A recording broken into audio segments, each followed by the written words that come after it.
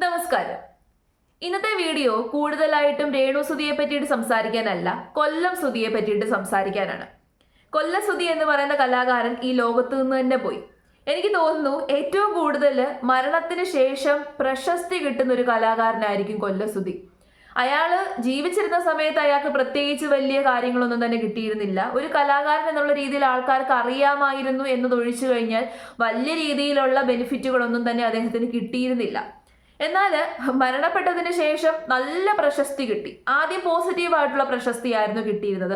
രേണുവിനും പോസിറ്റീവായിട്ടുള്ള പ്രശസ്തിയാണ് കിട്ടിയത്. അതിനുശേഷമാണല്ലോ negative publicity കിട്ടിയത്. രേണുവിന് നെഗറ്റീവ് പബ്ലിസിറ്റി കിട്ടി തുടങ്ങിയതോട് കൂടിയിട്ട് കൊല്ലം സുധിയോട് എല്ലാവർക്കും ഒരു ഒരു ഒരു സഹതാപമായിരുന്നു. കാരണം ഇതുപോലൊരു സ്ത്രീയെ ആയിരുന്നല്ലോ കല്യാണം കഴിച്ചത് എന്നുള്ളൊരു സഹതാപം കൊല്ലം സുധിയോടുണ്ടായിരുന്നു. എന്നാൽ ഇപ്പോ കൊല്ലം സുധി ഒളിപ്പിച്ച് വെച്ചിരുന്ന അയാളുടെ ഡാർക്ക് ആയിട്ടുള്ള പാസ്റ്റ് അത് മുഴുവനായിട്ട് ഇപ്പൊ പബ്ലിക്കിന്റെ മുമ്പിലേക്ക് തുറന്നു കാണിച്ചിട്ടുണ്ട്. ഇപ്പൊ പബ്ലിക്കിന് കൊല്ലം സുധിയെ എങ്ങനെയാണ് അറിയാവുന്നതെന്ന് അറിയാമോ? ഒരു കലാകാരൻ എന്നുള്ള രീതിയിലല്ല. ഇപ്പൊ കൊല്ലം സുധിയെ ആൾക്കാർ വിശേഷിപ്പിക്കുന്ന ഒരു മുഴുക്കുടിയനായിട്ടുള്ള, ഒരു കോഴിയായിട്ടുള്ള, പല പെണ്ണുങ്ങളുടെ പുറകെ നടക്കുന്ന ഒരു വ്യക്തി എന്നുള്ള രീതിയിലാണ് പബ്ലിക്ക് വിശേഷിപ്പിക്കുന്നത്. ഞാൻ ഒന്ന് രണ്ട് കമന്റ്സുകൾ കാണിച്ചു തരാം. ഈ കമന്റ്സ് കണ്ടോ? ഇത് വീണ എസ് പിള്ള എന്ന് പറയുന്ന കൊല്ലം സുധിയുടെ രണ്ടാം ഭാര്യ. ഇത്രയും നാളും പുറത്തേക്ക് വന്നിരുന്നില്ല, ഫേസ് കാണിച്ചിരുന്നില്ല. പക്ഷെ ഇപ്പോൾ അവര് പബ്ലിക്കിന് മുമ്പിൽ വന്ന് സംസാരിക്കാൻ തയ്യാറായി. അപ്പൊ ഈ വീണ എസ് പിള്ളയാണ് കൊല്ലം സുധി രണ്ടാമത് കല്യാണം കഴിച്ചത്. കൊല്ലം സുധിയുടെ ആദ്യ ഭാര്യയ്ക്ക് ശേഷം, അതായത് കിച്ചുവിന്റെ അമ്മയ്ക്ക് ശേഷം രണ്ടാമത് കല്യാണം കഴിച്ചത് ഈ വീണ എസ് പിള്ളയാണ്. ഈ വീണ എസ് പിള്ളയും കൊല്ലം സുധിയുടെ അതേ ഫീൽഡിൽ വർക്ക് ചെയ്യുന്ന ഒരു സ്ത്രീയാണ്. അപ്പോൾ ഇവരെ കല്യാണം കഴിച്ച് ഇവരുമായിട്ട് കുടുംബജീവിതം പുലർത്തിക്കൊണ്ടിരുന്ന സമയത്താണ് നമ്മളുടെ രേണുവിന്റെ രംഗപ്രവേശനം. അതായത് ഇവരുടെ കുടുംബജീവിതം തകർത്തത് തന്നെ രേണുവാണ്. ഇപ്പൊ എല്ലാവർക്കും ഒരു സംശയം ഉണ്ടാകും, എന്തുകൊണ്ടാണ് ഈ വീണ എസ് പിള്ള ഇപ്പൊ പ്രത്യക്ഷപ്പെട്ടത്? ഇത്രയും നാളും പ്രത്യക്ഷപ്പെടാതെ ഇപ്പൊ പ്രത്യക്ഷപ്പെട്ടത് എന്തിനായിരിക്കും എന്നുള്ളൊരു സംശയം ഉണ്ടാകും. എനിക്കും ആ ഒരു സംശയം ഉണ്ടായിട്ടുണ്ട്. അപ്പൊ വീണ പറയുന്ന ഉത്തരം എന്താണെന്ന് ചോദിച്ചു കഴിഞ്ഞാൽ, ഇപ്പൊ വീണയ്ക്ക് ഒരു കുടുംബമുണ്ട്, വേറെ കല്യാണം കഴിച്ചിട്ടുണ്ട്, നല്ല രീതിയിൽ കുടുംബജീവിതം മുന്നോട്ട് പോകുന്നു.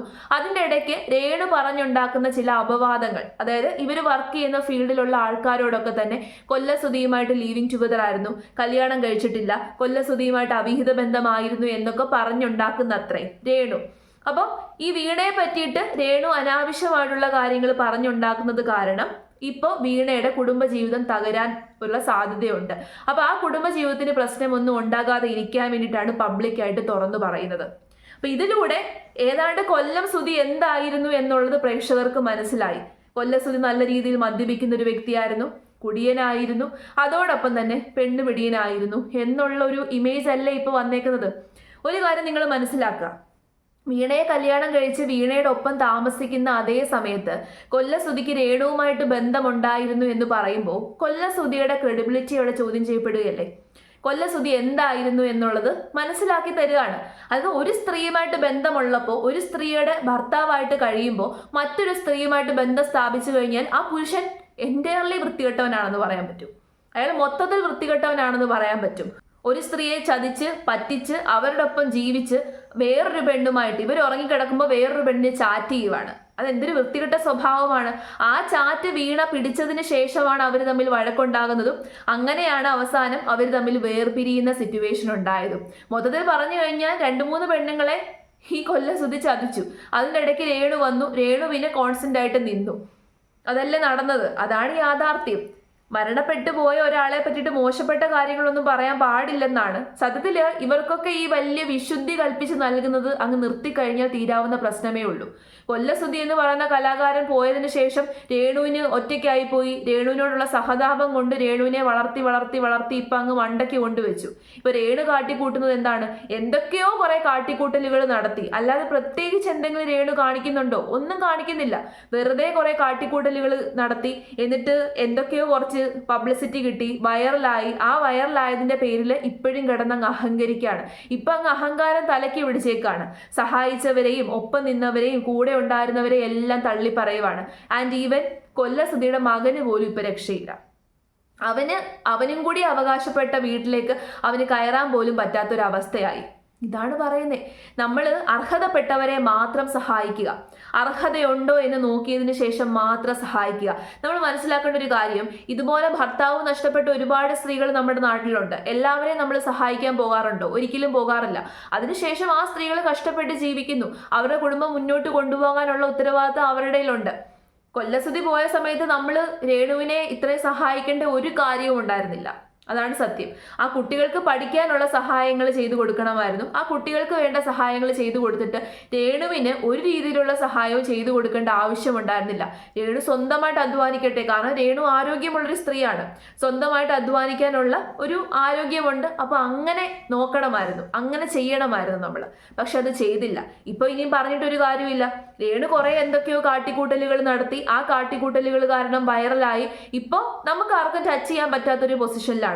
എന്തൊക്കെ പറഞ്ഞാലും രേണുവിന് മനസ്സിലാവത്തില്ല. അഭിനയമാണ് എന്ന് പറഞ്ഞ് ഷോർട്ട് ഫിലിമിൽ കുറെ കാട്ടിക്കൂട്ടലുകളൊക്കെ നടത്തുന്നുണ്ട്. പക്ഷെ ആ കാട്ടിക്കൂട്ടലുകളൊക്കെ തന്നെ അഭിനയമാണെന്ന് രേണുവിന് മാത്രമേ അറിയത്തുള്ളൂ. നമ്മളെ സംബന്ധിച്ചിടത്തോളം, പ്രേക്ഷകരെ സംബന്ധിച്ചിടത്തോളം അതൊന്നും അഭിനയമായിട്ട് തോന്നത്തില്ല. നമ്മളല്ലേ ഇതൊക്കെ കണ്ടുകൊണ്ടിരിക്കുന്നത്. എല്ലാവരും പറയും എന്തിനാണ് രേണുവിന്റെ പുറകെ നടക്കുന്നത്, നമ്മളല്ലേ ഇതൊക്കെ കണ്ടുകൊണ്ടിരിക്കുന്നത്.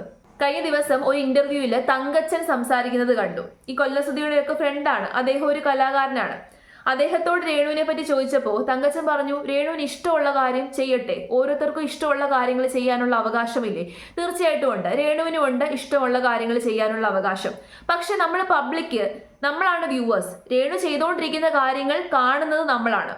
രേണു ഒരു പബ്ലിക് ഫിഗർ അല്ലായിരുന്നു ഉണ്ടായിരുന്നെങ്കിൽ, രേണുവിന്റെ ജീവിതം നോക്കി വേറെ എന്തെങ്കിലും ജോലി ചെയ്ത് ജീവിക്കുകയാണെന്നുണ്ടെങ്കിൽ നമുക്ക് അതിനകത്തൊന്നും ഇടപെടാൻ അവകാശമില്ല, നമുക്ക് സംസാരിക്കാനും അവകാശമില്ല.